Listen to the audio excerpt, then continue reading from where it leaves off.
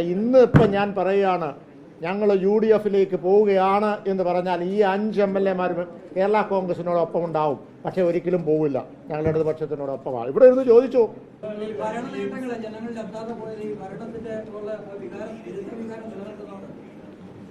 അതല്ല, ചിലപ്പോൾ ഒരു പക്ഷേ മാധ്യമങ്ങൾ ആ നേട്ടങ്ങൾ ഡൈവേർട്ട് ചെയ്ത് മറ്റൊരു ആരോപണങ്ങളിലേക്ക് കൊണ്ട് എത്തിച്ചുകൊണ്ടാകാം.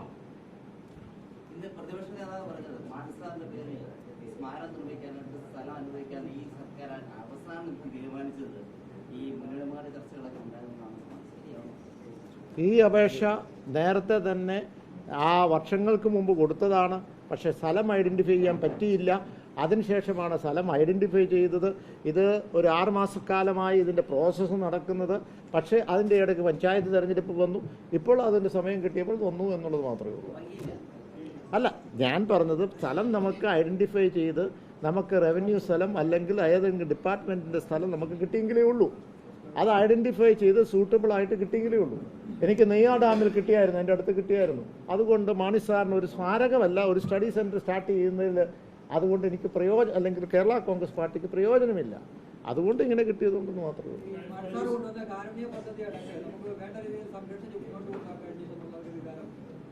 അല്ല, കാരുണ്യ പദ്ധതിയിൽ എന്ത് പറ്റിയെന്ന് ചോദിച്ചാൽ കേന്ദ്രത്തിൻ്റെ പദ്ധതിയും കൂടെ ക്ലബ് ചെയ്തു. കേന്ദ്രത്തിൻ്റെ ഞാൻ ആ സ്കീമിൻ്റെ പേര് ഞാൻ മറന്നുപോയി. അതെ, അത് ആരോഗ്യ ഇൻഷുറൻസ് ആണ്. 5 ലക്ഷം എന്ന് പറഞ്ഞ് 60-20-40% വെച്ചിട്ടുള്ള ഒരു റേഷ്യോ ആയിരുന്നു. പക്ഷേ അതിനകത്ത് ചില കമ്പനികൾ കേന്ദ്രത്തിൻ്റെ എടുത്തത് പകുതി, റിലയൻസ് ആണ് ആദ്യമേ എടുത്തത്, ഇട്ടിട്ട് പോയി. അപ്പോൾ ഇതിനകത്തൊരു ആ മേർജിങ്ങിനകത്ത് കൃത്യമായി പോകാത്തതിൻ്റെ ഒരു വിഷയം അതിനകത്ത് വന്നു. ഫണ്ട് ഇപ്പുറത്തേക്ക് 40% കൊടുക്കേണ്ടി വന്നു സംസ്ഥാന സർക്കാർ. അപ്പോൾ ലോട്ടറിയിലുള്ള ഫണ്ട് ഇങ്ങോട്ട് കൊടുക്കേണ്ടി വന്നു. അതിലുള്ള ചില മാറ്റങ്ങളാണ് ഇത് സംഭവിച്ചിരിക്കുന്നത്. പക്ഷേ കാരുണ്യ പദ്ധതി എന്ത് പറഞ്ഞാലും നല്ലൊരു പദ്ധതിയാണ്. പറ്റുമെങ്കിൽ റിവ്യൂ ചെയ്ത് പോകണം.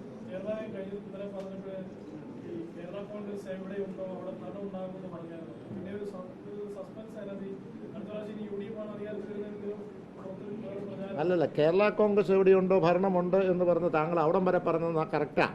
അതിന് ശേഷം പറഞ്ഞ ഒരു വാക്കുകൂടി ഉണ്ട്, അത് നിങ്ങൾ വിട്ടു. ഞാൻ പറഞ്ഞത് കേരള കോൺഗ്രസ് അത് ഇടതുപക്ഷത്തിനോടൊപ്പമാണ്, ആ ഇടതുപക്ഷമാണ് ഭരണത്തിൽ വരുന്നതെന്ന് പറഞ്ഞു. കേരള കോൺഗ്രസ് എവിടെയാന്ന് ആദ്യം പറഞ്ഞായിരുന്നു.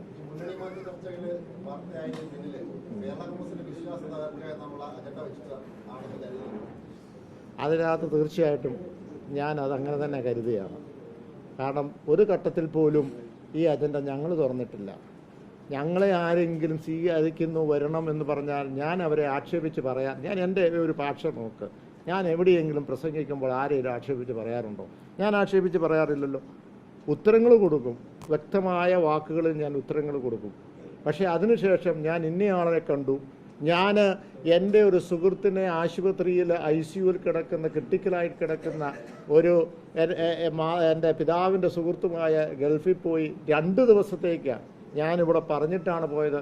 എൻ്റെ 5 MLA-മാരും അവിടെ ഈ പറയുന്ന പരിപാടിക്ക് പോയി. അവിടെ CPM-നോ ഇടതുപക്ഷത്തിനോ ഒരു പരാതിയില്ല. പിന്നെ ആർക്കീ പരാതി? എന്നെ കണ്ടില്ല, ഞാൻ പോയില്ല. അത് ശരിയാണോ? അതങ്ങനെ വളച്ചൊടിക്കേണ്ട ഒരു കാര്യമില്ലായിരുന്നു. അതുകൊണ്ട് എന്താണ്, ആ സംശയം കൊണ്ട് നിങ്ങൾ മുന്നോട്ട് കൊണ്ട് വെക്കും. മുന്നോട്ട് കൊണ്ടു വെച്ചിട്ട് ഞങ്ങളുടെ ഈ ജനങ്ങൾക്കിടയിൽ സംശയം കൊണ്ടുവന്ന് എത്തിക്കുക, അതൊരിക്കലും ശരിയായില്ല എന്നുള്ളതാണ്. അത് ആരാകട്ടെ ചെയ്തത്, മാധ്യമങ്ങളുമുണ്ട്, അതിൻ്റെ പിന്നിൽ വേറെ വല്ലവരും കാണും, ചെയ്തിട്ടുണ്ട്, ശരിയായില്ല. ഞാൻ തിരുവനന്തപുരമായിരിക്കും, കോഴിക്കോടായിരിക്കും, എനിക്ക് അറിഞ്ഞു.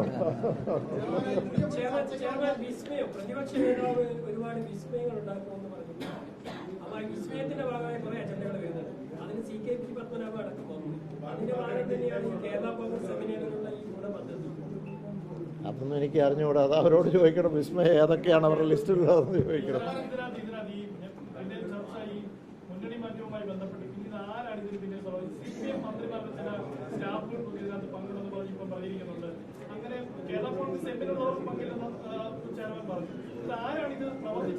അല്ല, ഞാൻ ചോദിച്ചത് CPM-ന്റെ അവിടെയുള്ള മന്ത്രിമാരുടെ സ്റ്റാഫ് അങ്ങനെ പ്രചരിപ്പിച്ചുകൊണ്ട് എന്ത് പ്രയോജനം അവർക്ക്?